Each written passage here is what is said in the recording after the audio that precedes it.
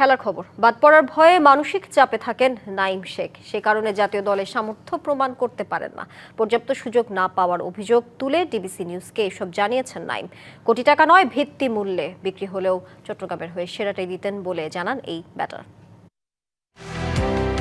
ঘরোয়াতে run machine, কিন্তু জাতীয় দলে এলে সব দাপট উধাও। অথচ ক্যারিয়ারের শুরুতে আগমনী বার্তা দিয়েছিলেন নাঈম শেখ।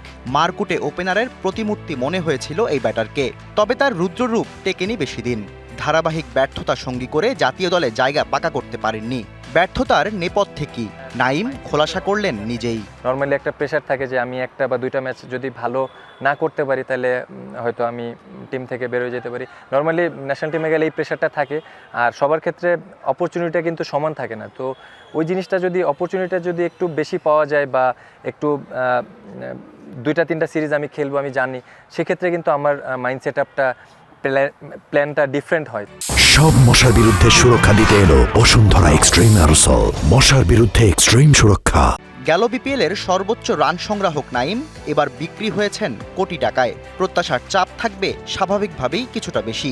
সেই চ্যালেঞ্জ নিতে কতটুকু প্রস্তুত তিনি? আমি হাইস্ট পেইড প্লেয়ার দেখে যে আমার রেসপন্সিবিলিটি অনেক বেশি থাকবে, অনেক বেশি ডেডিকেটেড থাকবো, জিনিসটা এরকম না। বেস্ট প্রাইস থাকে, ওই প্রাইসে আপনি সেল হলে আপনার কিন্তু ডেডিকেশন লেভেল কিন্তু তার থেকে আরও বেশি থাকে যে আমার ভালো করতে হবে। যে জিনিসটা আমার সবসময় ভিতরে থাকে যে আমি সবসময় চেষ্টা করি আমার 100%টা আমি দেওয়ার জন্য। আমি কখনো আমার প্রাইস মূল্য বেশি কম এটার দিকে কখনোই কনসেন্ট্রেশন লেভেলটা থাকে না।